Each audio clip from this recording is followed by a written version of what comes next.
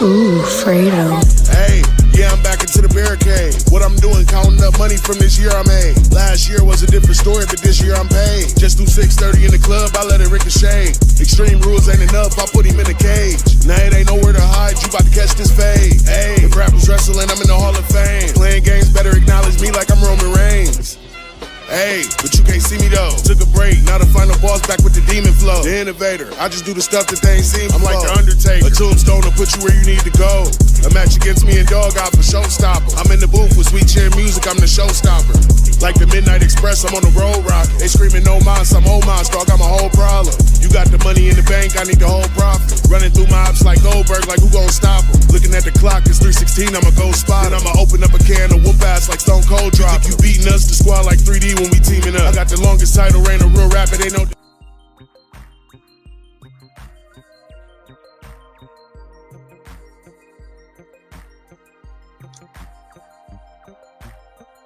Hello, everybody. Welcome to Taco Tuesday with the NXT gang.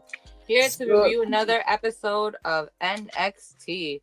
So before I give my opinion, what did you guys think of this show? Let's start with Bonafide Thundercat. Oh, I thought this show was fabulous. It was the best show tonight. It was good to see Moose. And, my highlight of the night was, of course, Ricky Starks, a.k.a. Ricky State, signing his NXT contract. So, all is right within my wrestling world. All is right with me. I don't have no complaints. I just like to pull up, see, and enjoy. You know what I mean? So, we all good in this hood. Okay. What about you, Raleigh Ray TV? I thought it was a 5 out of 5 show. Great show. Amazing show. I thought, one, it was like just amazing. The wrestling was amazing. The segments were amazing. We had so much newsworthy. This was a newsworthy episode of NXT, period. And it's leading into that big show in Cincinnati, Ohio next week. So, yeah, great show. From top to bottom, no complaints. Okay. I didn't like the show. I'll be really honest. It's not that it was a bad show. Actually, it had great wrestling. I love the TNA people that are in there. I like that collaboration because I watched TNA. It's just certain parts of it just kind of rubbed me the wrong way. So that's probably just me. And I'll talk about it. But it's just I feel like there's a lot of new talent going into NXT. And I feel like this is the first time that I found it very what is that word? It's not convoluted, very congested. This is the first episode where I can see all the congestion that they have in their roster. And now you're adding people from TNA, which I love. I love me and Moose. I love TNA. But then it's like, what about the talent that's already been there working really hard? That's it. The show was good. But for me, I'm just like for example, Fallon Henley, I didn't like that she lost the title. I knew it was gonna happen, but I felt like it took her a really long time to get a single title, only to have a shirt reign and it be taken away by a newcomer who I know who she is, but a lot of people don't. I agree with you. So it was already rubbing me the wrong way on Vengeance Day, and I think it just came into this show. You know what I mean? And it's not to say it was a bad show or anything. It actually was really good. They had a lot of women on the show tonight. I felt there were some people who you normally see that you don't see no more. That's just me. But anyway, let's start it. First of all, Oba opened the show, because he was mad because he was jumped on Vengeance Day by who I don't know what they're called. I don't know, multiple rainbow stripe group. I have no idea. But he was upset, and then Moose came out. Now I did get excited at this part of the show because I really, I heard about the collaboration, but I feel like recently it's been just hitting it out of the park with the people that have been coming from TNA to NXT and from NXT to TNA. And so this was very short segment. I felt like it was very short, but it was to the point. And so this I'll give a 5 out of 5. This I don't mind. What do you guys think? Let's start with Raleigh Ray this time. I thought this segment was great at first because when he initially came out the curtain, when Oba initially came out, I thought they were okay. They were going to jump him again or at least surround him in the ring. I thought that was going to happen. So I was not expecting Moose.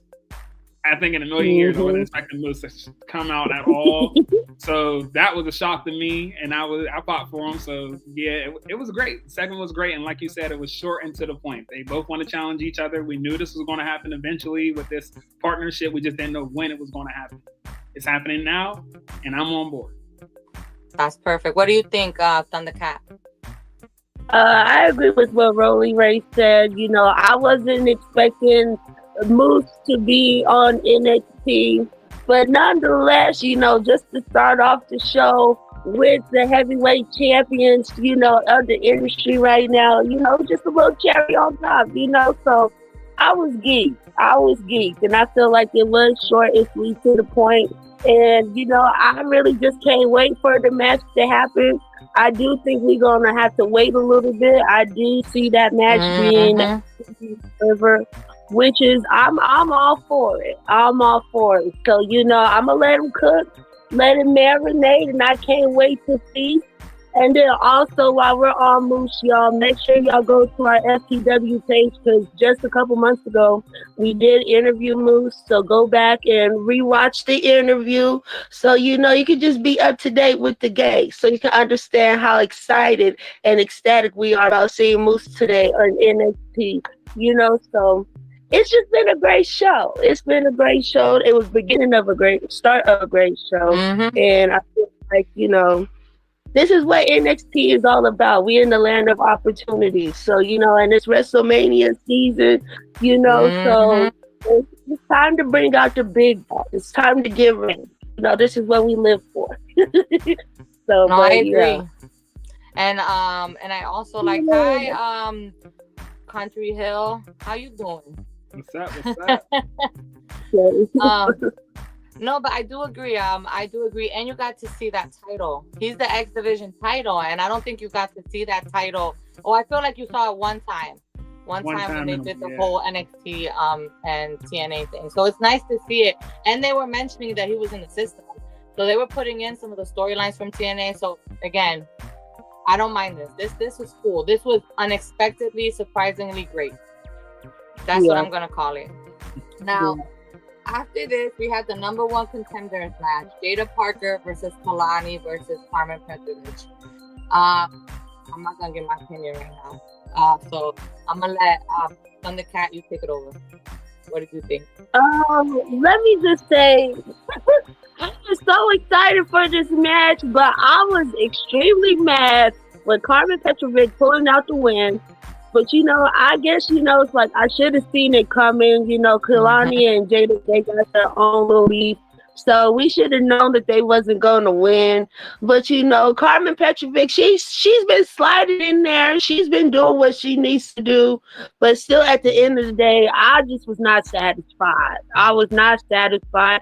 And then I just don't appreciate when they do the picture-in-picture sometimes. And, you know, it just kills me because they'll be in the midst of a good match and then they'll throw a picture-in-picture. And when they throw the picture-in-picture, it disengages me from what I'm watching. And then when I'm already disengaged and I start doing something else, and then when it goes back to regular picture, it takes me a minute to get back into the flow of things. So that's the only thing I think that just really made me dislike this match, on top of how the ending was. But it was a good match. But sometimes that picture-in-picture just isn't. Sometimes it's a hit and miss. Sometimes in this segment. So. No, I agree. I 100% agree. Raleigh Ray, what do you think? I thought it was a great match. I was expecting this triple threat match to be good because Carmen's in it, Jada Parker was in it, and Kalani is innovative on her own. So I knew this was going to be a good match.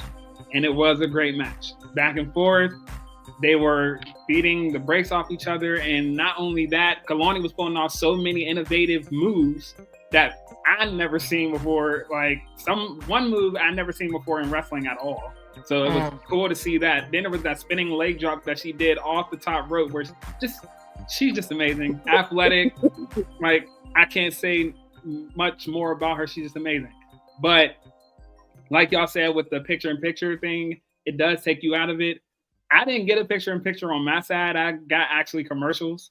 But during that, that after the match segment, that's when the picture-in-picture happened. And I kind of don't like it just because, one, it was long. The commercial was long. And two, it's like, okay, I want to hear what's happening. Fallon's talking and we're not hearing none of it. It's weird. It is weird. They got to figure something out with that. But the match was great. I don't like that Carmen won. I wanted Kalani to win. Mm-hmm. If not Kalani, then definitely Jada Parker.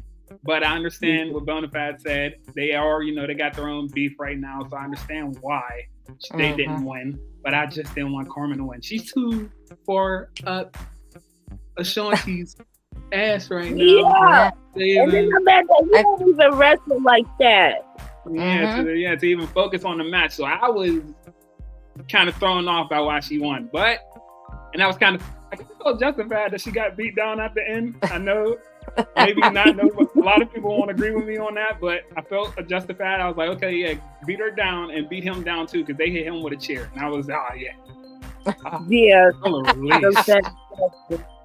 Yeah, but it was great. It was a great match. And I guess I'm cool with Carmen winning because I'm pretty sure it's going to be a good match between her and Stephanie. So, yeah. Well, I knew Carmen was going to win because they've had her win twice before. And it's because Jada and, Kalani had their thing. I will say Kalani was the MVP of that match to me. And then Jada was second and then Carmen was third. But still Carmen won the match. Like I said, it's the power of love. That's what we're pushing here with these two. But I will say this match took me a bit to warm up. It was after the commercial break that I actually started to enjoy it a little bit more. Because in the beginning, the transitions were really weird to me. I'm probably just nitpicking here, but it was like they would pause and wait and then do something. And it messed up the flow for me in the beginning. But I guess as the match got along, they got more comfortable with each other. And you didn't see that much after the commercial. Now, I am going to agree that having that beatdown during the commercial break was really weird. And it makes the shows feel the flow very strange to me. It was like that time when Stephanie McCoy was walking backstage and you just see her walking all the backstage, but it was in picture. And then she was beating up JC Jane, but you saw like a little bit of it. That's what it felt like to me. Very weird how they did it. You could have just gone to commercial break and then come back. You know what I mean? Like, we didn't need to do it's weird not listening and hearing what's going on and just seeing them beat her down. Now, I am going to talk about after the match and then, the beat down. It was Jordynne Grace that came out to do the save and started glitching a little bit here.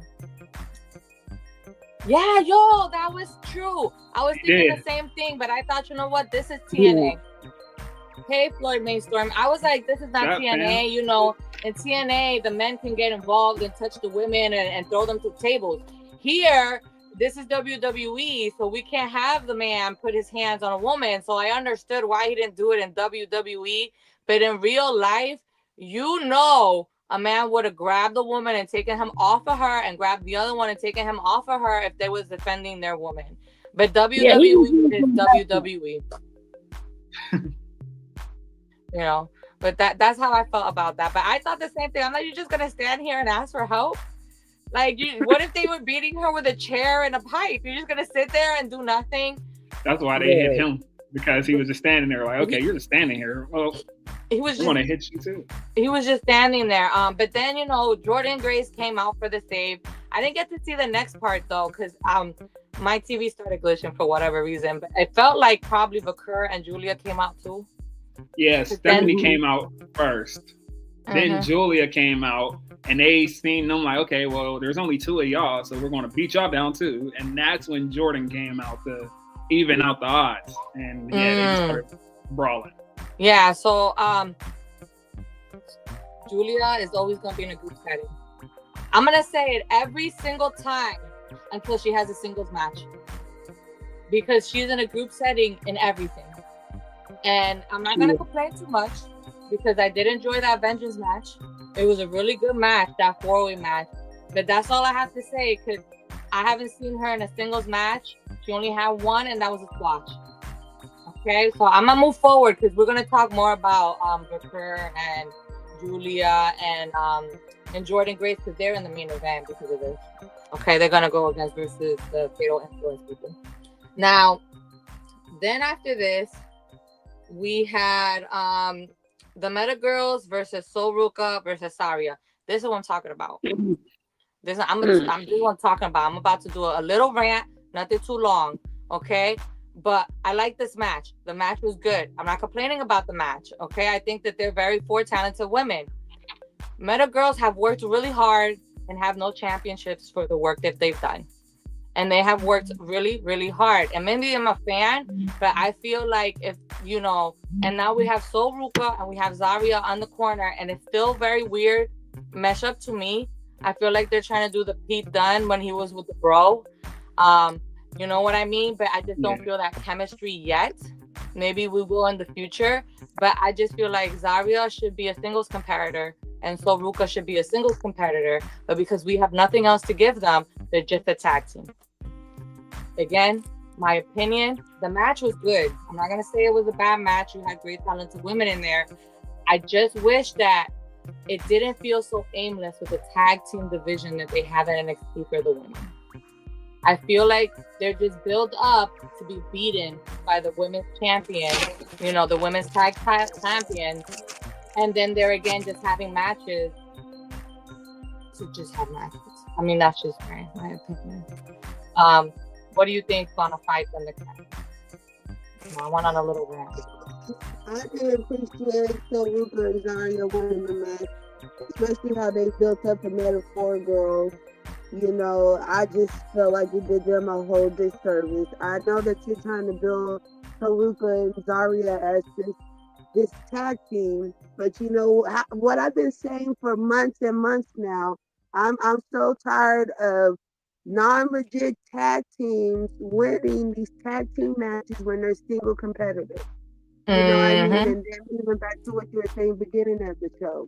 And NXT is congested right now. It is congested, but it's like if you just don't have anything for them to do right now, then you just don't have anything for them to do right now. But for you to come in and have them win against a tag team that y'all been building, you know, that didn't make no sense. And especially when you know they're not about to be a real tag team. And then on top of that, they're just awkward. They're awkward. It's not believable. It's awkward. I don't like it. They don't even look like they even like tag teaming with each other. You know, but even when it came to the Metaphor girls, yeah, they're probably more experienced wrestlers in that match. But nonetheless, they didn't have to win the match, you know. And if they should just not have the match at all, to be honest with you. This shouldn't have been the match they should have had on the show, period. If they were going to have the Meta Girls lose anyway, you know. So them winning didn't really do nothing. If anything, it made me dislike them even more. Yeah, you know, before I didn't know how I felt about them, but now I definitely don't. I don't like it now, you know. So it's like I don't know what they were doing when they put this match together, but I feel like they didn't do anything except me dislike them even more. And it makes me wish Soul Ruka was sitting here in a singles competitors championship run, trying to go for the North American championship or the women's NXT championship. Because it bothers me that even to piggyback earlier off what you said with some of these new people coming in and win the championship, you know, you're shoving us down their throat and we don't know who they are and it don't make any sense. Like I would have preferred a Soul Ruka in one of these matches and one of these contender matches than one of these wrestlers that I don't know and I don't have no connection with them, you know. So I don't know. I just felt like when it came to this match, it was just a displeased. You know, it was a good match, but I was just displeased in a lot of things. Thank you. I feel like my feelings are validated. Okay, Raleigh Ray TV, what did you think? I thought the match was good. I wouldn't have had Soul Ruka and Zaria win. Because like y'all said, they have been building up the Meta Girls. They had that great match with Bianca and Naomi, only for them to lose to Sol Ruca and Zarya. It makes no sense. I understand what they were trying to do, which was basically try to do like how Sheamus and Cesaro was when they were forming the Bar, which was basically trying to show them as a cohesive team, trying to show that they're kind of getting on the same page. But I don't know, just didn't hit all like that. Because one, I want to see Sol Ruca go for a singles belt.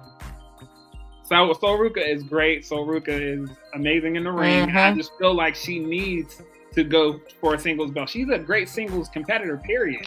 Y'all got Kalani Jordan up there. Sol Ruca, hello. Put her up there too. Zarya, same thing. She's muscular, bulky, everything like that. She's literally a freak athlete. So put her in the world title picture. Like this doesn't have to be a tag team. I understand what you're trying to do because y'all don't have that many tag teams in NXT. So you're trying to make tag teams to feud with Bianca and them because y'all are losing tag teams on the main roster because people are getting fired. I understand. But if you have nothing or you can't, these teams don't mesh well together or anything like that, then I would say get rid of the tag belts on the main roster. If you can't get a great tag division for the women, then we don't need a tag division at all.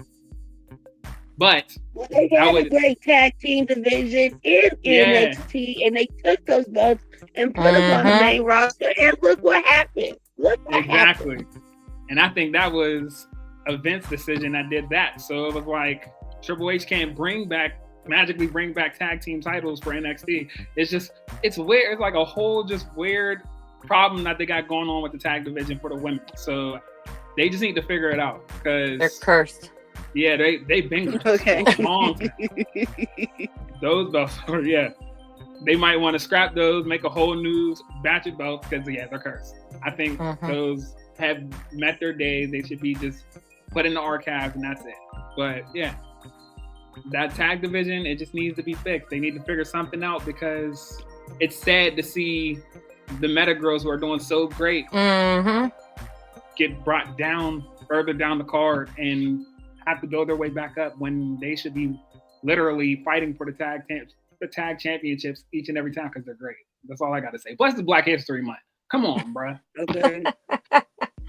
No, I completely agree. Like I said, this is where you see the congestion. Like you could literally have like separate feuds. They don't even have to go for the titles. They could, what happened to when you come to NXT, you have to start from scratch and build your way up. I feel like lately people have been coming, and this is no shade, because I like Ethan Page. I like all these people. I know who they are. But because you're giving everything to those people, the ones who have been here working for years are now being pushed lower and lower on that card. And that's not fair. That's how I feel. I don't think it's fair. And, like Zarya should not be in a tag team. She shouldn't be in a tag team. She didn't come in as a tag team. I just don't understand why she's in a tag. I do understand, but we could have done a whole story. She could have gone against Sol Ruca. She could be tearing up the division, and that people might want to beat her, get her because they might be able to get a tag. There's different stories that can be said, but there's not time. There's not time. So it's a conundrum. That's all I have to say. I am not a miracle worker on fixing that. The women's tag divisions have given me a lot of headaches. I'm just trying to figure out how to fix it, and I realize that's not my job. It's above my pay range, and they got to figure that out on their own. Either scrap them or do something better, because holding it feels like they're being held hostage until Jade comes back. So that the storyline is about the tag titles, even though I bet you it's not. I bet you there's going to be like a singles thing. But let me not go on another rant. I can go for a while. Let me move on. Let's move on, because that one had me going.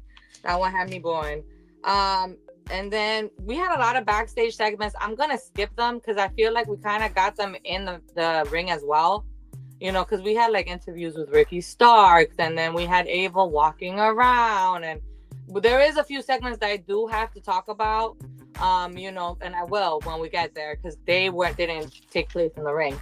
But let's go to what's next, which is Ricky Starks' contract signing, right?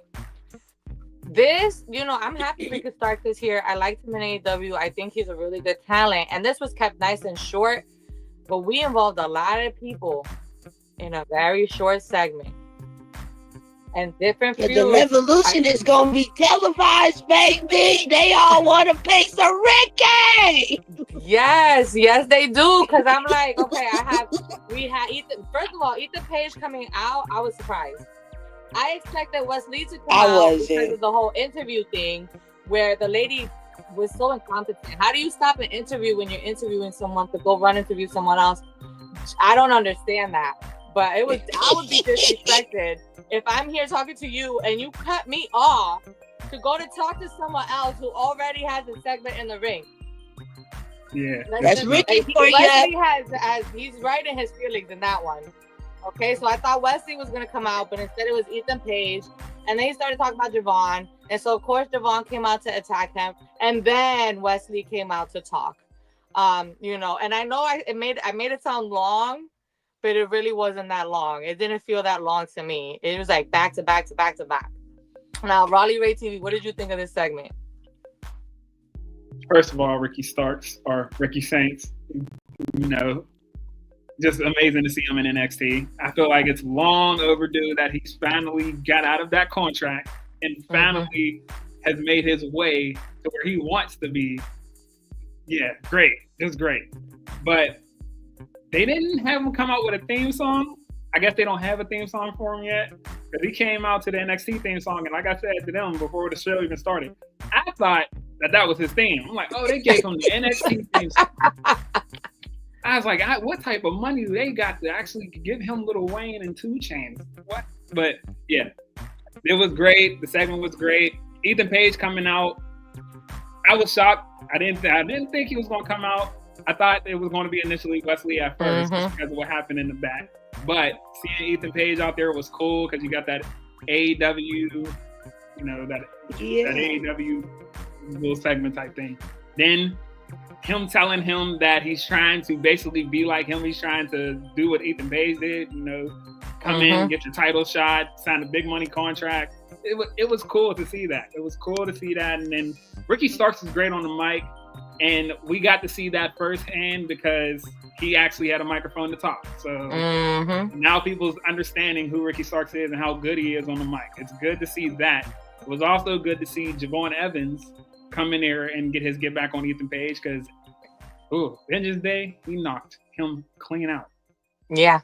Knocked him clean out. So, and he didn't cheat. It wasn't even a cheat and win. So it was literally a clean win. He knocked him out and he beat him clean. But Javon still has a problem with Ethan Page. And I was fine with it. I was fine seeing him beat him up and, you know, send him off, trying to chase him off into the back.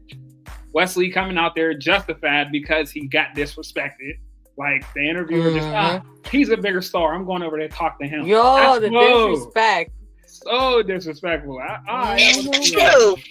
Yeah, it's personal. You can't compete where you don't compare. I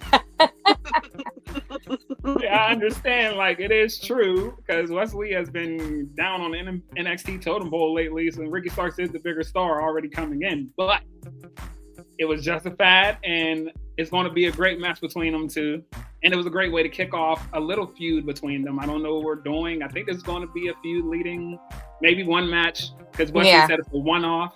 But I don't see it being a one-off. I think it might go further than that. I think this might be his first official NXT feud, especially since Ethan Page is kind of, you know, occupied with Javon Evans. So, and I'm fine with it. Definitely going to be a great match because Wesley's great. Let's not get that misunderstood. He's great in the ring. He's going to do great with Ricky Starks. They're going to tear the house down. Can't wait. Okay. Oh, plus, I also forgot that it's not even a singles match. It's definitely a tag team match. Later on, we'll talk about that later. Yeah, it is. What did you think about it, Thundercat? I know you're happy about it. Yeah, you know, I'm ecstatic if you can't see it on my face. So I was and even to see Ethan Page come out because they both dressed, you know, just so nicely. So just to see him just dressed nice and dapper, was already, that was a cherry too. And then, Ricky Starks, he's just an all around the perfect package. You know what I mean? And I feel like Ricky Starks coming to NXT, I feel like Ricky Starks is like the Adam Cole. We're going to have like an Adam Cole era, but with Ricky Saints. You know what I mean? Like, he is going to take it to the next level. You know what I mean? So I'm excited. And even for him to come into NXT and have this contract signing, I feel like he has multiple options of where he can go with the storyline. Because regardless, the Revolution is about to be televised. Everybody wants a piece of Ricky. You know what I mean? So they gonna come. So I'm excited for his first match to be against Wesley, because he about to get dealt with. And I love me some Wesley, but on the west side, he about to be put down. And then, it's just a crazy thought. But wouldn't it be crazy if that unknown group that we don't know the name of, if Ricky Starks end up being the leader of that? That would be something ain't nobody ready for. You know what? So you just never know. You never know. So just for him to get his own little segment and just everybody get a little piece of the pie, I'm excited for it. I've been waiting for Ricky to come, and this is the time. The time is now. The time is now. So I got my popcorn. I got my snacks. I'm tuned in and turned up and ready to go. I'm ready to go. That would be a good curveball. I was just gonna say Ricky Starks can be such a good baby face, but he can be a great heel. He can be a really great heel. He can play both roles very well. And not only that, when they got, destroyed backstage, everybody got destroyed backstage, he said, this place is crazy, but I don't know, they ain't attacked you, brother. They ain't come your way. And that's what I'm saying. You looking kind of like a suspect. So, I don't know. We'll see. We'll see. That would be a great twist, though, because they did come at the same time. He came the Tuesday before Vengeance Day. And then they arrived on Vengeance Day, so technically they came like almost at the same week. Not even that far. That would be a great twist. And what if they're called the Revolution? What? That would be crazy. That would be crazy. I'm about to drop a phone. Yo, look at us writing all the storylines. Okay, that would be great. The Revolution is will be televised, and they're the Revolution. Hey. Nah, it writes itself. It really does. It really does. And him playing that role of like basically making everybody think he's the face, and he's here to be the nice guy, the good guy. But meanwhile, he switches it, and nobody even seen it coming. He's the leader of that group. They weren't ready. Yeah, that would be insane. That would be great. I actually really like that theory. Now I'm gonna keep an eye out for the clues. Because they always drop it clues, and it's true what you said, that he's the only one who didn't get attacked. But anyway, we do have to take a break. We do have to take a break for our sponsors right now. I do want to thank them. Thank you to our sponsors. They are great. And we do want to start with Dating with Reptar. You're gonna see the there it is. See, since 2020, these are all her handles. If you want to follow her, this is for singles, for couples, and conversation that no one wants to have. Again, this is an amazing thing. And also we're also gonna promote FTW Mania here, because it's gonna be an amazing show, and you can watch it after night 1 of WrestleMania. So if you still got that wrestling bug on you, you can go watch some amazing wrestling. It's gonna be a really good show, and you get to chill. You get to chill and watch wrestling that like we all love to do. We're all fans here. Yep. Okay. But we will be right back. Okay.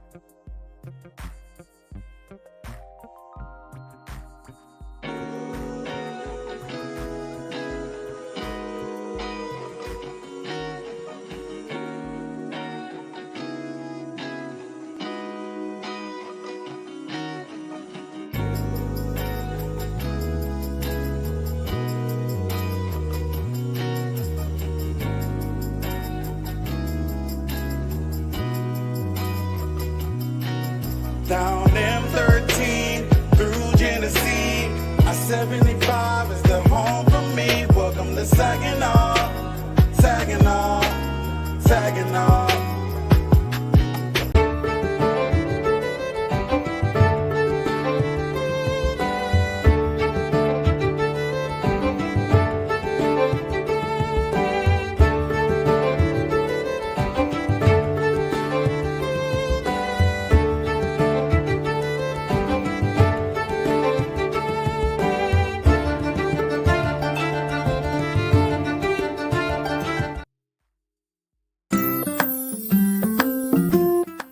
Can be, and as you already know, that is Matt's Wrestling Collectibles right here on YouTube. Today, guys, a milestone video, a huge video, one that I was talking about a few videos back, a few new figure pickup videos back. We were talking about this right here. It is none other than episode 50 of New Figure Pickups. It is crazy to think that this YouTube started back up again after so many years of being away. We started back up in June of 2020.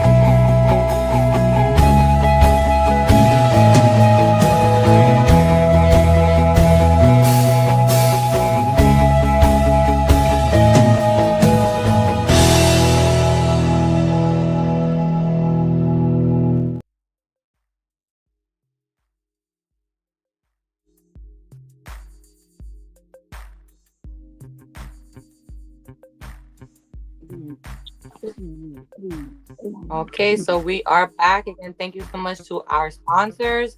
Now let's keep going with the show, okay? I want to talk about this segment, right? The No Quarter Cash crew interrupting Fraxium to tell them that they're going to be challenging the Hardy Boys for, I don't know if it's going to be for the TNA tag titles. I think so, but I just want to say I am loving this collaboration between TNA. This is what I want to watch. This is what I want to see, because I feel like the Hardy Boys and TNA have actually been doing a much better job than they have in any other promotion since they've been in the past few years. And they have had a good title run with those tag titles and have had really good matches with them. Low key, I think they've been doing a great job over there. And so I would love to watch this match. I can't wait. I think it's going to be next week.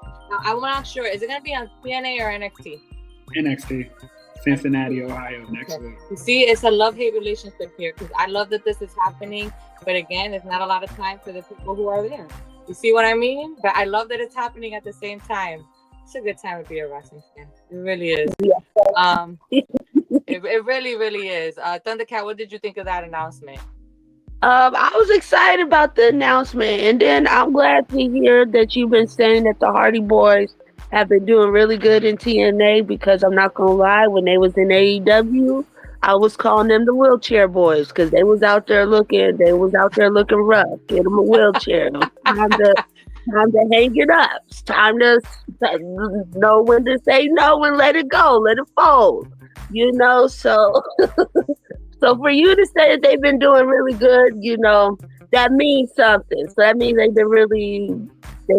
so I'm excited. And then to have the Hardy Boys back in WWE, even if it's just for, you know, just for a short time, it's still good to see, because we know how much it's been such a fuss of wrestlers going to this show, this promotion to this one or this one. So for them to be welcomed in with open arms and then be tag team champions definitely means a lot, and it definitely speaks volumes So I'm definitely excited. And then for them to come into NXT, you know, it's like, yes, the next opportunity. It just gets juicier and juicier. It's like a treasure chest over here, you know. So I'm excited. I'm excited.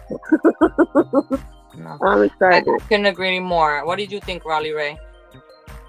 I'm like Bonafide said, I'm excited to the Hardys. I grew up on the Hardys. I've watched them since I was a kid. Literally watched Jeff Hardy actually achieve his dream and win world championship gold in WWE. Seen him literally become the greatest tag team ever to ever do it. Period. And multiple companies. So it's good to see them actually come back to WWE, like just for one night. Even if it's just for one night, it's cool. I love it, and I'm so excited because everybody's been clamoring for the Hardys to come back at least for one night. Like they wanted to see them on NXT TV. If there was this TNA partnership, they were hoping that they would cross the line. But yeah. And they are. Yeah. And it is an NXT. It isn't, and I'm really excited. Like I said, you know, yes, you know, they're not how they used to be, but they are not what they were in AEW. They're not. Yeah. They've been putting in the work. They've been putting in the work in TNA. They've been going through them groups, through them tag teams one at a time. And so I'm excited to see. It's gonna be a good match. It's gonna be a good match. They look very great. They've been doing great. I just wanted to talk about it because I think that was one of the best announcements of the night. Yes. I think that between Moose and that, I was like, oh, TNA is just everywhere now. They're all over the show. Okay. And this is obviously, before we even go somewhere, this is obviously also probably leading to a match between them and Fraxium because they told them they want them sitting ringside to watch them beat them. So I'm like, okay, yeah, this is about to lead to the greatest tag team in modern wrestling right now to the greatest tag team that ever did it. So yeah, I'm ready. Yeah. And not just that, they when they set the challenge, they said they want to go against the best tag team champions that they have currently. And they didn't say Fraxium. They said the Hardy Boys. But I know that's making them a little upset. So yeah, we about to see something great. But I'm gonna throw a curveball out there. We did just see DIY right there in NXT. I didn't forget. We saw them like a month ago. Nothing happened. No. But we saw them a month ago. I wonder if we're gonna see that one day too. Maybe a triple threat tag. Maybe it's my God. For supremacy of who's the best tag team. In the ever, the best tag team, period. That, oh my gosh. They got to make that a main event. If it was going to happen, it has to be the main event. Yeah. I couldn't agree more. But I just popped into my head because I'm like, DIY was just there. They were just there. Yeah, they were. So I'm going to keep an eye on that. I'm excited. I think you're right, though. Even if we don't get DIY in the mix, definitely Fraxium will be there. And that's going to be a really good match as well. I mean, Fraxium has been like killing it in the tag team scene. Just knocking down tag teams. So excited. Now, I want to go into Shawn Spears. And this is when Ricky Starks comes out and everybody's laid out, right? On the floor. We're going to put a pin on that because there's another segment in the end. So we kind of talked about it. So then we had Stacks versus Spears. I'm gonna be so honest about this. I really didn't care that much about this match. And it's not to say I like Shawn Spears. I like his group. But I don't know. I can't connect that much with Stacks. And the whole D'Angelo family, the only thing that holds them together to me is the Dawn. And without the Dawn around, I just feel like they don't have that oomph behind them. And I mean, that's just my opinion. It's not like it was a terrible match. I don't think it was a horrible match. It was just a very predictable match. We already knew that Stacks was gonna lose and that the winner was going to be Spears because he's still building momentum to go after the Dawn's title. Like, that's clearly where we're going. We're going to, I guess this is the third match that they're gonna have. So I don't know. I was just, like I said, I was not excited for this at all. What did you think, Raleigh Ray? Well, I guess I wasn't excited for this match either, because around this match, I went to the kitchen and started cooking my food. But I don't know what to say about Stacks. It's like, he's the underboss. I get it, but he hasn't done anything to really show me he's the underboss. He doesn't really have that same aura that Tony D has. And that's what's kind of throwing me off to him. It's like, you don't have the same aura as the Dawn. So how are you the underboss? It's like, I'm trying to, like, if you're going to be the heir to, the Mafia or Tony D's family, the D'Angelo family, then I want to see you actually step up. I want to see you make some calls and take some leadership. And it hasn't happened. He tried to do it tonight, but you've seen what happened with the leadership that he tried to do tonight without the Dawn. He's floundering. It's like he's flopping without the Dawn and just showing up or being at ringside just to cheer him on and be his cheerleader. The Dawn can't be the cheerleader. He's doing, Dawn stuff. He's not always in the arena. He's making money moves and trying to, build empires. So I understand that the Dawn's not around. So they have to figure something out. He has to figure something out and become a leader and lead these two, because Luca and Rizzo, they're lost. So, yeah, it wasn't, like I said, I didn't see any of the match. I think I've seen just Shawn Spears winning, but Shawn Spears' group is looking pretty good. Izzy Dame being a part of it now gives him that female factor in the group, manager, whatever she's going to be, even if she's going to wrestle cool. It's going to be cool to see that. And I like the way his group is kind of leading, or the way his group is coming together, because he seems like that cult leader type thing. He's like trying to be the founding father or the leader or whatever. So yeah, it's cool. I ain't got no problem with the group. I ain't got no problem with him winning, because this is leading to him fighting the Dawn, and possibly also leading to the D'Angelo family and them having a full faction warfare match. So yeah, I ain't got no problem with it. Cool match and great win, I guess. What did you think about a fight Thundercat? I thought this match was trash. I'm not gonna lie. It was trash. And then even to piggyback off of what Rory said, Stack is supposed to be the underboss. But let's be for real. Let's just be all the way 100 as we always are. The Don ain't the Don of nothing. The Don ain't did nothing since he didn't call himself the Don of the family, of the NXT. He ain't did nothing. He's a flop. I'm sorry. Even when him and Stacks were tag team champions, they were never tag team champions that long. And then Tony D'Angelo, he's one of the last wrestlers from the NXT era before he went to NXT 2.0. And he's still here with a faction that hasn't done nothing. It's just fell short, almost like with Andre Chase. The Don, that's why the family seems lost and confused, because they haven't done nothing. The Don, he don't do nothing. He's the NXT North American champion? Who's he? What is we talking about? We ain't talking about nothing. He ain't did nothing. He ain't gonna do nothing. And he needs to drop the belt and just move along. Because at this point, it's just getting dragged. I'm just, it's like skinning the cat. I'm over it. I'm over it.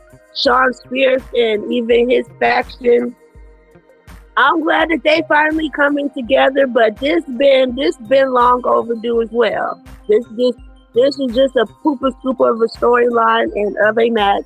I could have did without it, but hey, if we're gonna get some people camera time, I guess since they've been around for a minute, they have a storyline. We'll just sprinkle a little TV time. But nonetheless, for me personally, Shawn Spears, I feel like he's been stale for these past couple of years, even for him leaving AEW and coming into NXT. He really hasn't made a mark. He hasn't really done anything. So I'm just assuming he's really helping like backstage and with the wrestlers coming up. But even him winning this match over Stacks, it did not do nothing. Your faction doesn't look strong. It did not do anything except waste my time and my eyelids. It's time I cannot get back. So nonetheless, it did what it was supposed to do, which I guess was everybody get a little small commercial break.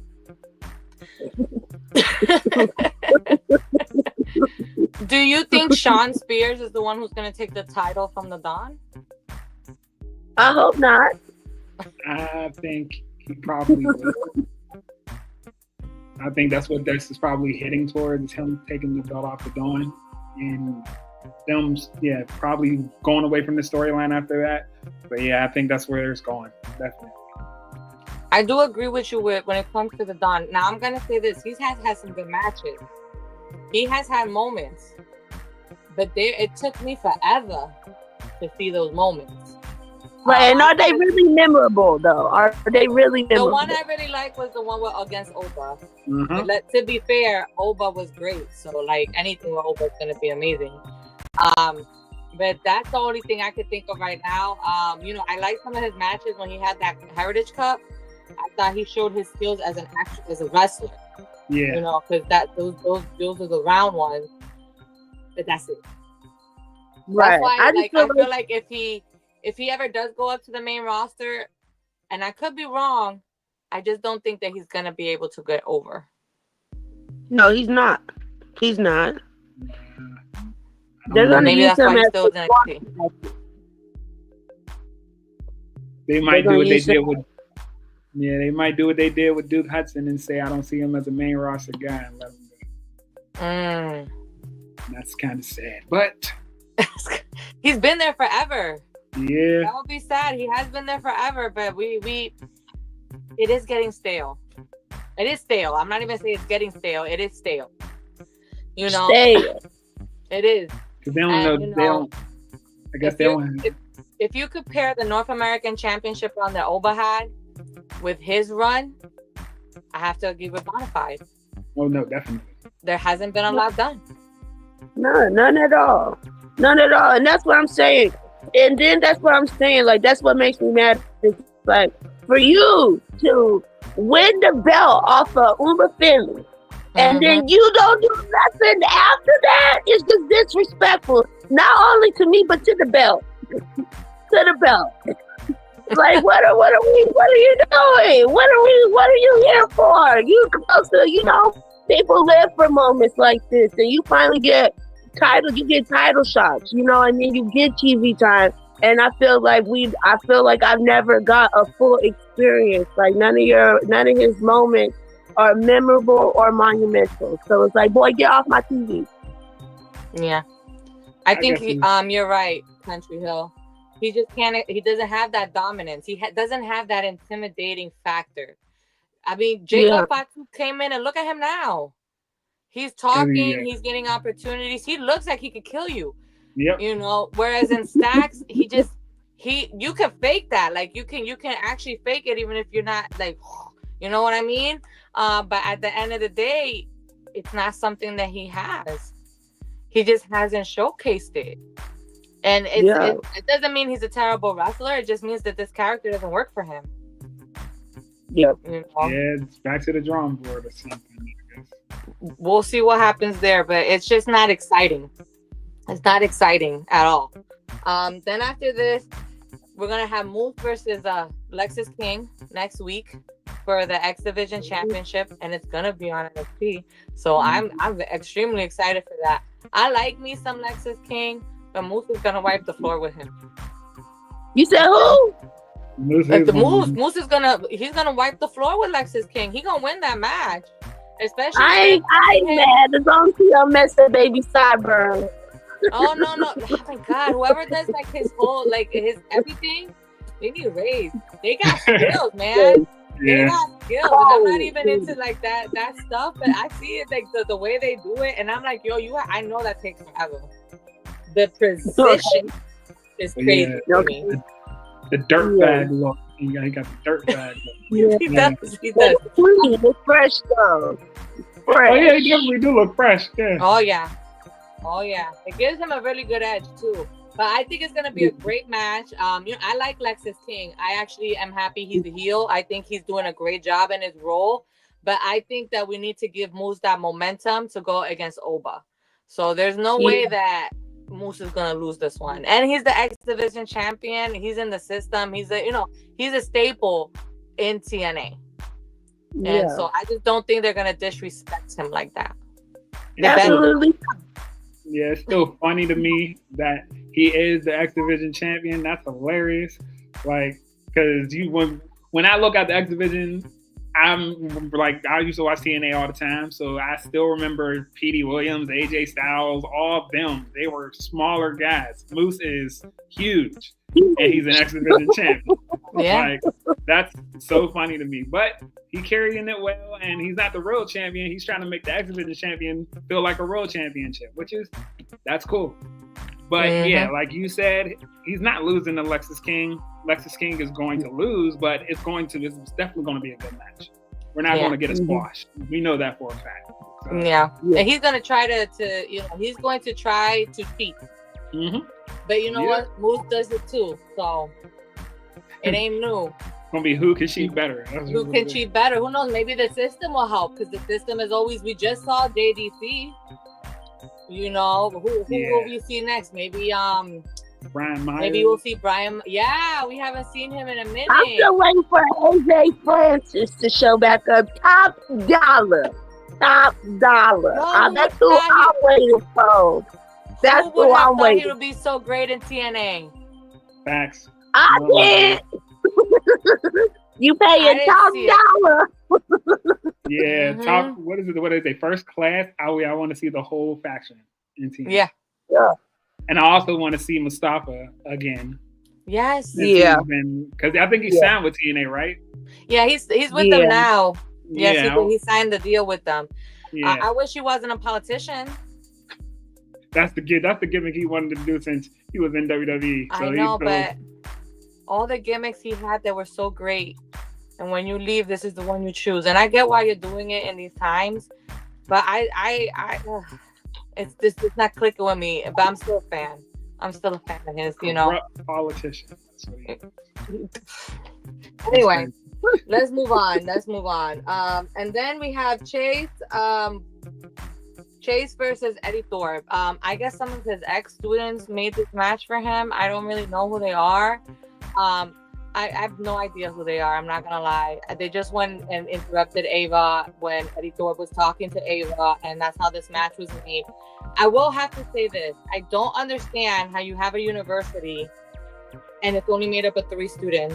And once those 3 students leave your university, it's completely closed. That makes no sense to me whatsoever. I don't understand. I get now that I feel like they're trying to get that idea of having him, get and mentor new students. I don't think he has to go through this depressive state. Thank you. And where's Tia Hale? Where's Tia Hale? Where is she? They said she started wrestling again. I think I don't know. She took a break for a little while. So she's back now wrestling. They had live events and she's been wrestling recently. So she's probably going to make her way back on the NXT TV, but it won't be in the form of Chase U at all, because he's not allowed to, talk to them. They can't even be his friends. And Duke Hudson is gone. So it's like all the 3 students that revolved around Chase U is just not allowed to fraternize with him at all. Plus, he did have more students in the classroom, but the focus was on Thea, Duke, and Riley Osborne. Where's Riley too? Where's Riley? Yeah. I thought we were gonna do something with them. You know what I mean? I understand. They had to let go of Duke Hudson, but Thea Hale, she's a burst of energy. That lady, she is an energizer bunny. She jumps at you from the screen. And then I liked Osborne too. I thought he did I thought those 2 were gonna come in as a couple, because they had that on and off, relationship. So I thought they were gonna come together and be like, you know what, we can do this on our own. We learned a lot from Mr. Chase, but we're gonna do this on our own. And then I thought he was just gonna get a regroup of students. I didn't think he was gonna go into a depressive state. Yeah, and now he can't even do his give me a C. Give me an age. And he hears those words and he breaks. And I understand loving your students as a teacher, but that's a lot. That's a lot for me anyway. I'm just saying, he's clearly gonna get a new class. Yeah, that's where it's going. He's going to. It's the comeback story. He's going to find his, find the heart of Chase U again, basically, and those two probably will be it. They'll convince them somehow to actually, fight back, get back in the swing of things, and build the and school a female. They're gonna add another female. They have to, yeah. And we could be that. It could be a crop of students. Again, he could teach them again. They could fly away. He could get another crop of students. Like that's a good way. No. You don't think so? You don't think I'm not saying Thea Hale can be replaced. I don't think that Osborne is gonna be replaced either. But I do think this is an opportunity to get some new stars in there. It's like at least a little but I feel like they should have been doing that a long time ago. Like Chase, you've been around for a long time now, and I don't think we see one student graduate. Okay, let's just say that. First and foremost, we Chase you graduate. So it's like, yeah. So it's like, no, I feel like they've been had the time and opportunity to really build the Chase U storyline and everything that we're speaking about. So to come and try to do it now, it's like, oh no, I don't want to see it. Because him acting depressed now, I don't want to see what it's going to be like worse a couple months from now. It's like, just go let that man go do what he wants to do. Because obviously being a mentor and being a principal or a head charter of a university just ain't cutting it. And then on top of that, they really don't have the accolades to even stay afloat. They've been tag team champions twice. No, I'm sorry. No. Yeah, and he's a gambler too. He literally gambled away all their money one time. Yeah. Had to sell that nice looking calendar, which I bought. Thank you, ain't for him. It don't put him in a happy space. That's why he glitching and triggering now. It just ain't right. It ain't right. Well, we'll see because he's depressed, but he's extremely depressed. But anyway, now let's talk about Eddie Thorpe because he went against Eddie Thorpe, and of course I knew Eddie Thorpe was gonna win this match. He's just gaining momentum because he beat Trick Williams in Vengeance Day. Everybody got mad. He beat him, and now we're gonna get a Trick versus Eddie Thorpe. I feel like this is a part 2 because they won on the first part, but it was like a 3-way, so it doesn't really count. So this is gonna be their part 2 version of it, and I'm wondering if we're gonna get another stipulation for that. Like, is this gonna be like a no DQ match, a cage match? Something that's not strappy. Of course, we already had the strap match. Yeah. What do you think about the whole Eddie Thorpe thing, Ollie Ray?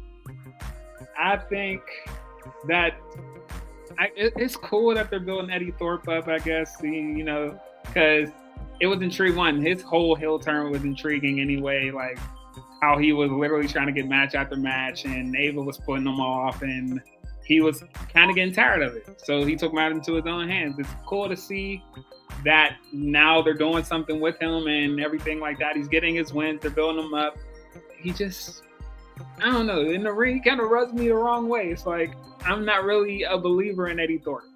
Now I just don't feel it. But what I will say is the match with him and Trick Williams, it was cool. It was all right. I guess we're definitely getting another stipulation match. What I think they'll probably do will probably be, I don't think they'll do a steel cage match because we just seen that between the Tony B and the Don and Rich, yeah. So they're probably going to do something else, and maybe an I Quit, send Trick up to the main roster, an I Quit match. He quits. If he quits, he leaves NXT.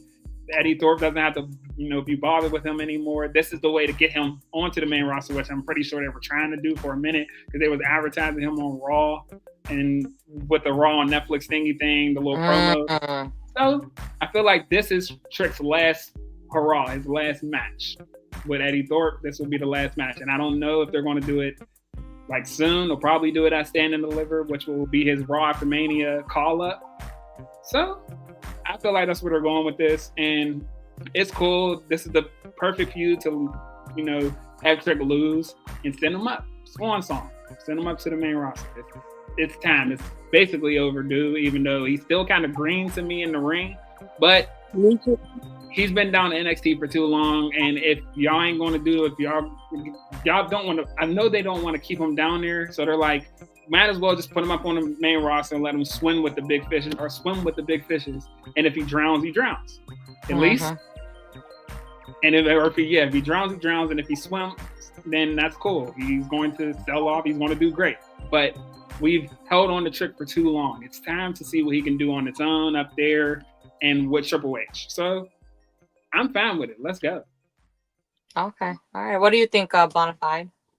I want to say, since the strap match with Trick Williams, I haven't been a big Eddie Thorpe fan, but the way he's gone about things, you ain't gotta love him, but you gonna respect him. So it's like, I respect his hustle right now. I respect his grind, so like tonight I looked at him a little different. I'm like, okay, Eddie, you're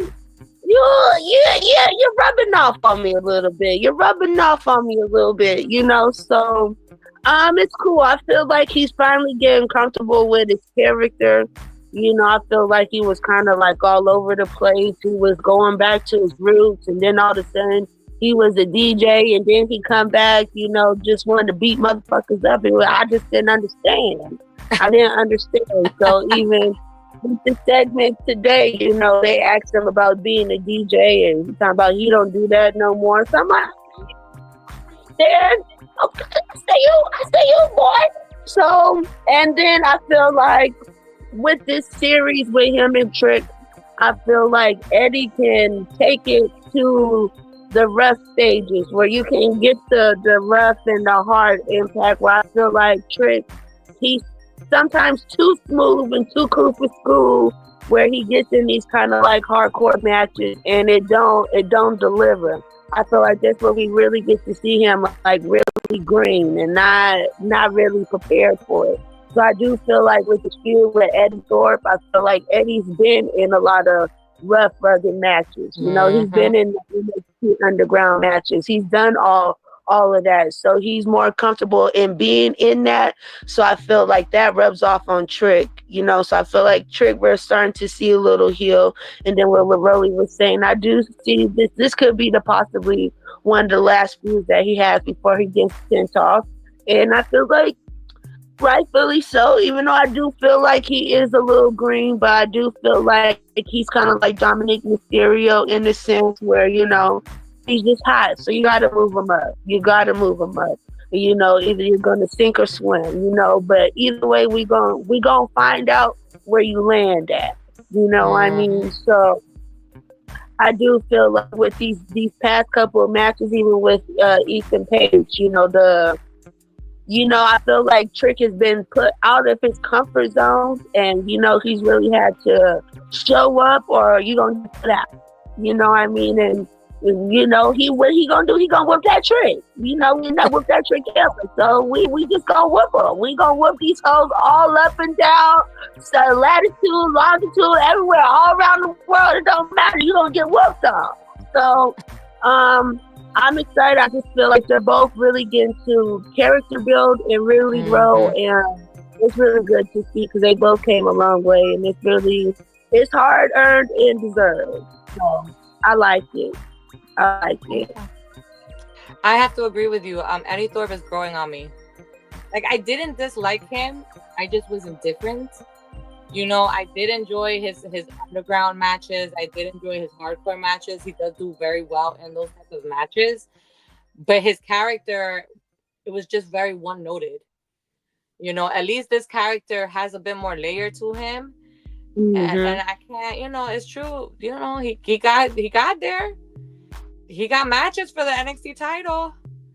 He's been doing what he's supposed to be doing. So I can't fault him. And this is the best character that he's had since he started NXT. So hopefully he keeps growing.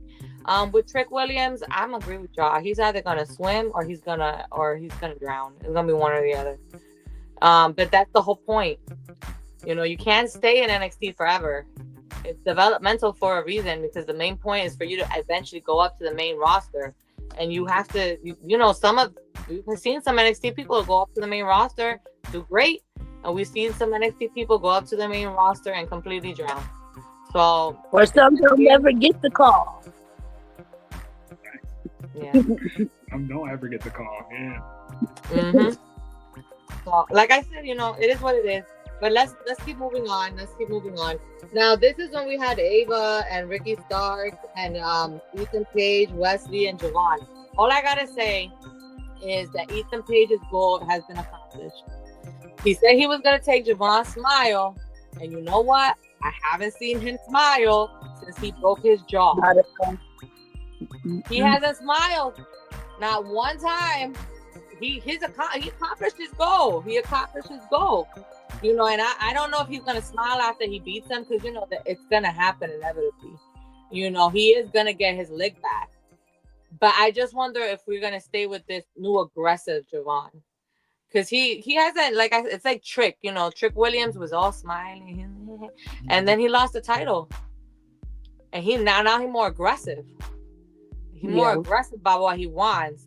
And so I wonder if we're going in the same direction with Javon.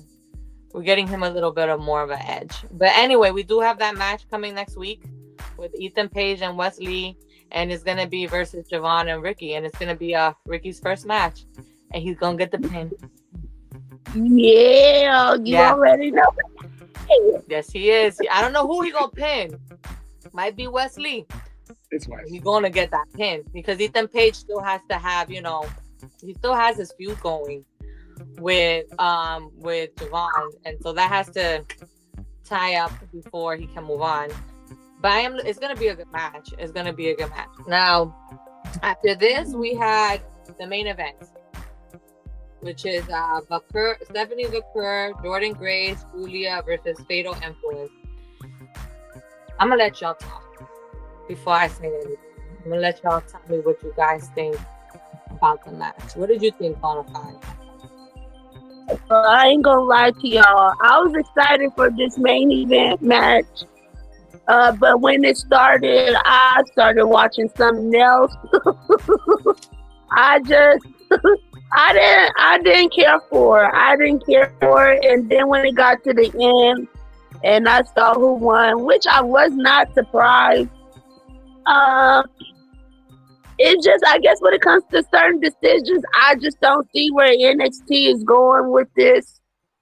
So for me, back to even like the metaphor outcome in their match, I felt like a whole bunch of newcomers just came and whooped on the homegrown.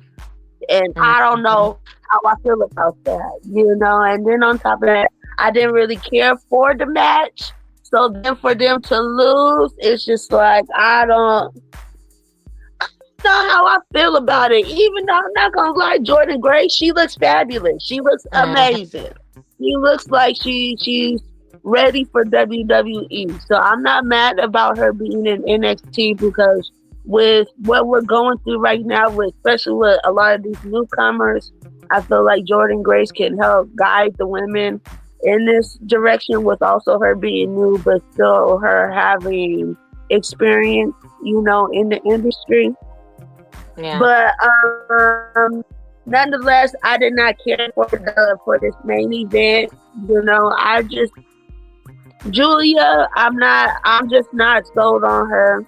I don't like none of her matches. I'm not gonna lie, I don't like none of her matches. I don't like her whole get down is totally off to me, I guess, because I just haven't made a connection with it.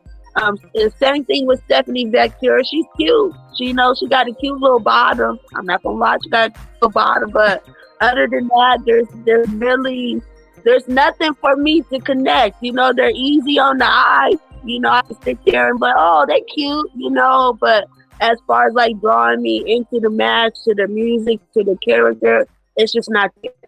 It's not there at all. And then for them to beat Fatal Influence, I appreciate that. You ain't about to come in here and whoop on my girls like that. That's what we not fixed to do. So I just I didn't like the fact that the ladies were Steve Knight. But nonetheless, I don't know. It's still up for discussion, So I don't know. I didn't really care for the main event match, but you know, it was what it was. Okay. What did you think on Raleigh? I'm the complete opposite. I loved the match. Completely loved the match. I loved everybody in it. I thought in this match they showed a lot more of Jasmine Nix, which was great to see how much she has actually improved in the ring.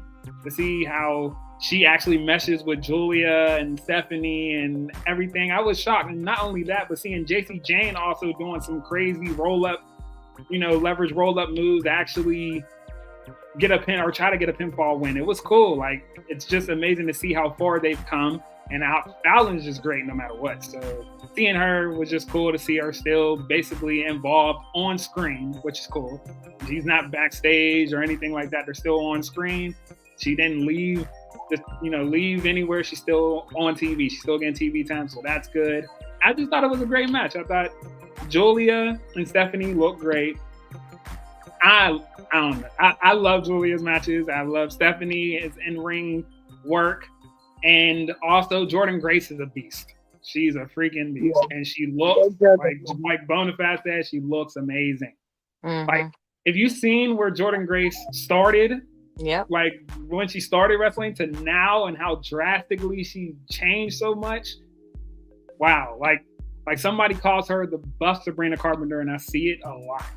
Like, she has that look. Like, that she's that beautiful and just also that athletic and just she's the juggernaut for a reason. That name is perfect. So, yeah, great match.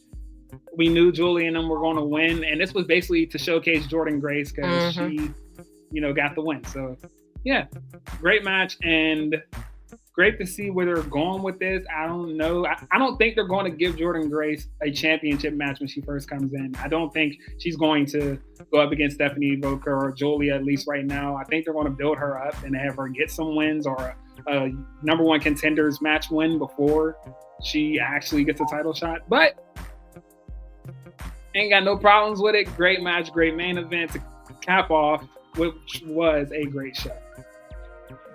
I'm gonna go with Bonafide on this one. I did not hate the match.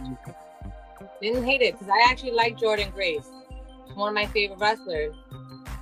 The disrespect to Jacy Jayne, who's been there forever. She's been there forever. And Fallon, which I already told you I was angry that they took the title off of her to a newcomer. Again, I like everybody except for Julia. I like everybody in that match. I think Stephanie Voker, she does look amazing. And she does have that intimidating factor. But I may be biased because I saw her match versus, Monet. And I love that match. But even though I love that group of women, you don't have to sacrifice the people who have been working hard. I feel like the Fatal Influence months ago, when they started together, they were losing matches. They were finally winning matches, and now they're back to the bottom. Ain't that some? And I'm like, after the loss this weekend is crazy. And I get it. I understand that you have these new crop of people, and I do think they're not just going to give Jordynne Grace a title match either. I think it was a tease. It felt like a tease to me of what it is to come, but not what is going to come right now.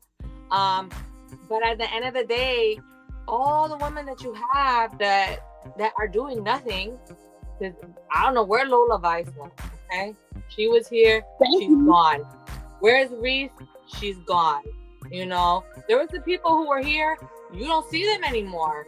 And I just feel like, we can build more. We have to figure out a way to do more with what we have. And I know they don't have a lot of time, but number one, I already knew who was going to win. There's no way that you're going to have the champions on this side and Jordynne Grace, and they're going to lose. That's why Jasmine Nix took the fall. Because she's the youngest one there, and technically she's the rookie, and she's gotten far. But I see how far Jacy Jayne got a while ago. I saw it a long time ago when she went against they had a match with Lola Vice and some other people, and I was like, wow, Look at how much and that was like months and months ago, and we still here, and she's still getting beat. She's still getting beat, and I just, I don't know. It's just, I don't know how to feel about that, because you could tell the work is there. I know this is a developmental brand. I know that you have the veterans that are coming in, but they are not veterans to me, except for Jordan Grace.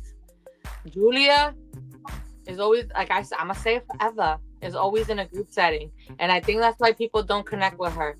Think about the Prodigy's whole entire run. That woman had so many one-on-one matches. It was great. And she had good ones. Julia is having good matches, but other people have to carry her matches with her. That's just how I see it. I don't know if it's because she doesn't know the style of WWE right now, and they, maybe it was for her to, once she got in here, she was promised to have a title shot, and that's why she signed with WWE. But at the end of the day, you have to have a champion that people want to be behind. I mean, do they even say Julia's name? No. Sometimes, not really. Not really. But they say Vaquer's name, but you said she's pretty. And she has WWE style in her. And she can cut a promo. You can understand, what she's saying. And Julia's practicing, no shade on her. It's hard learning a new language, so I'm not shading her in that. But if you already have this language barrier, and now you're always in a group setting, and you're not having 5-star banger matches, or at least 4-star banger matches, one-on-one, how are fans really going to get to know you? They're only, like, in Vengeance Day, they were there to see Bayley. They were there to see Roxy. Not much Cara Jane. I wasn't there to see Cora, but some people were. Maybe some people were. They think she's pretty, but I don't know. But how many people were there to really see Julia? It's like you have to put all these other women in these matches to sell the match. And that's, a champion isn't supposed to do that. A champion should be able to sell that match on her own. And I think this is where the struggle really comes in with Julia for me. And I haven't even seen her greatness. They keep telling me it's there. They keep telling me she's great. I haven't seen it. She does the same movesets over and over again. Does she have anything else? I don't know. I really don't know. And so, and then, to have her get over people who are already established, it's annoying. To me, it's annoying. But at the end of the day, I don't know where they're going to go with this. I hope Jordan Grace, to be honest, I wish they had done something versus, like, Jordan Grace versus Zarya. I think that could have been a really good feud to build both of them in NXT, get to learn both of them in NXT, especially since when they had that multi-women's match, Zarya speared Jordan Grace. Zarya was the one who took the pin. And so I thought we were going to build on that when she came back and give her a feud already fit. That was beautiful right there. But Zarya's in a freaking tag team now. So I don't know if we're even going to get that at all. And so it just feels very messy. An NXT women's division is not usually messy. No. This feels very messy. It feels very rushed in certain places. These women just got here, 3 months ago? And now both of them are holding the only titles that are in the women's division. And I guess, Carmen Petrovic is going to be the first victim of Stephanie Vaquer. That's why she won. Yep. So that she can eat a pin. But Julia, I don't even know who she's going to face. I didn't see Roxanne. I know she was on Raw yesterday, but I didn't see her here. I didn't see Cora Jade. I know she's going to be in TNA. She's been in TNA trying to get that title. And so it's like, it's because you have so many people. And I don't want NXT to be like a 3-hour show. Maybe 2.5, but not a 3-hour show. That's long. So it's like, how are we going to keep, and not just that, if these people go up to these main rosters, yes, you just release some people, but you still have way too much talent. You can't even showcase the ones you have right now. And so it's just, I don't know. I think that's a problem. I'm sure WWE figured out a way to fix it. To be honest, it's been a lot better now. I feel like this is not a nitpick. This is just true. It is messy. And I don't know why they're doing it in the women's division, because it's not messy in the men's division. The tag team division is doing a good job. Obafemi is doing a great job, and he wasn't new to the title. He's been here. The Don is the Don. We spoke about the Don. That's another story in and of itself. He's not messy. He's just stale right now. And so, but at least they're doing something that makes sense. Whereas with the women, I don't know what's going on half of the time, and I don't know when it became like this. Usually the women's division is very straightforward and they have a direction. But anyway, that's just my opinion. That's just my opinion about this whole thing. But that's why I told you I didn't like the show. I like certain parts of the show. Certain parts of it rubbed me the wrong way, because we're giving all this new talent, all of these things, and just forgetting all the talents that's been here holding NXT up. It's the same thing that was going on in AEW. That was the thing that everybody was talking about with AEW is WWE stars coming over there. Y'all giving them belts and accolades, and the homegrown talent that's been here since the beginning has been floundering or getting nothing, no opportunity. So I understand they're kind of getting in the same situation, but you need to handle that problem. And usually NXT doesn't do this. No. They don't do it. So I don't know what has changed. I don't know if because of this Forbidden Door and AEW doing, AEW and TNA and all these different promotions cross-promoting each other, and they're trying to get those wrestling fans that are really deep fans that watch New Japan Pro Wrestling, that watch TNA. They're trying to get all their eyes there, but you can't forget about your talent. They're the ones who made it as great as it is right now. Yep. And I feel like we're forgetting our women, especially the women's division. They're like some of the people who've been here weren't even on this show. Yeah. They weren't even there, but WWE is WWE. Let's just hope, I do have faith they'll get back on track. It's just, this is new for me, for them. I don't know if they've done this before, but everyone there was homegrown. Yeah. Even the 4 horsewomen, homegrown. Imagine if you had the 4 horsewomen and then you had a talent and they beat them. You know how mad people would have been? And I'm not saying, that the fatal influence of 4 horsewomen. No. But I'm just saying, just imagine. People will be upset. Yeah. But anyway, that's what happened. Some people, I wonder if other people feel the same way, or if they're just happy to see the talent in NXT. Probably might go both ways. I'd say a combination of both. Yeah, probably. But then we end the show with no one is safe. They destroyed Ava's office and beat up her person. The woman wasn't there because she has 2 people. She has a female and a male. Robert Stone, that's his name. They beat him up. I'm gonna say something controversial, but it wasn't I didn't know about the theory before. Now I might get into it if your theory is true. Isn't this giving you like Retribution vibes? Yeah. Right? I have a little PTSD with them. They were terrible. And so, seeing this, I'm like, we're not doing Retribution again. Are we really gonna do this again? But hearing Bonafide's whole theory, I'll give it a chance. Because that might save this. Yeah. Only thing is, though, it definitely is giving Retribution vibes, and I hate that. I didn't want them to attack nobody backstage, because the Shield didn't do that. They were going to be the new Shield. They were going to come from, down from where the crowd was. That's how they used to attack people. Them doing the backstage beatdowns and stuff like that, and literally trashing people's office and stuff, it's given definitely Retribution. I don't like it. I hate it so much because, like you said, PTSD. Like, that was horrible. Horrible. The names were horrible, everything. Like, I just can't stand to see a group like that again. I'm praying that they don't do it like this. I hope that they switch it up or something comes different. I don't want to see it. And don't have Ricky Starks be the you know, the runner The of that Mustafa- retribution Let's group. not. Yeah. Let's not have him being the Mustafa. You know, let's not have him do that. Yeah, the hacker, please. No.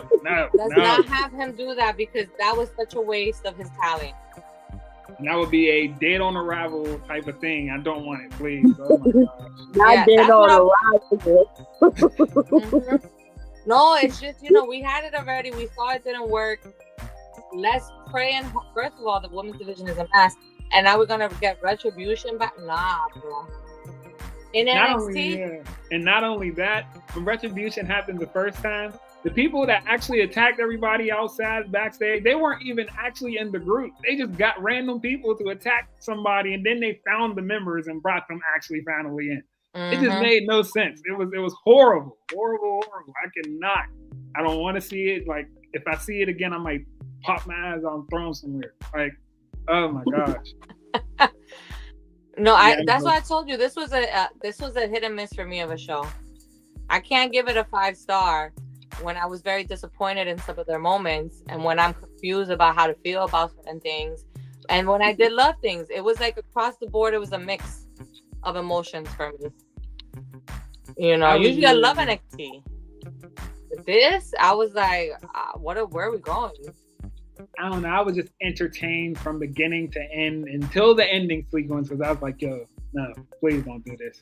Don't do this, Sean. Don't make Retribution 2.0. Don't do it. Let's try something else. Throw something else on the wall and hope it sticks. Not this. Not this. Nope. But I guess that's the end of our show because that's how it ended. That's how NXT ended. You know, I hope everybody had a good time. I know this was a long review, but it was a good one.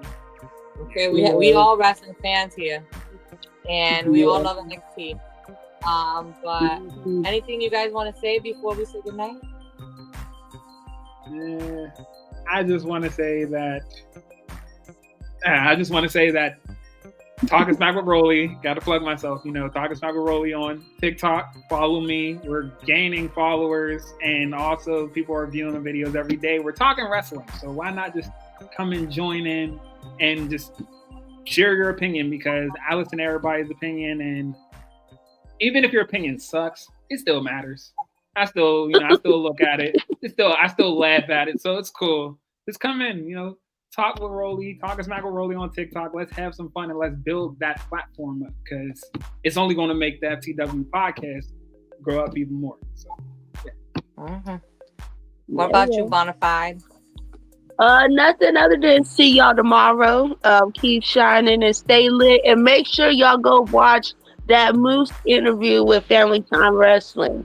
Don't forget that, and then don't forget April 19th. It's the FTW Mania show. But other than that, y'all know.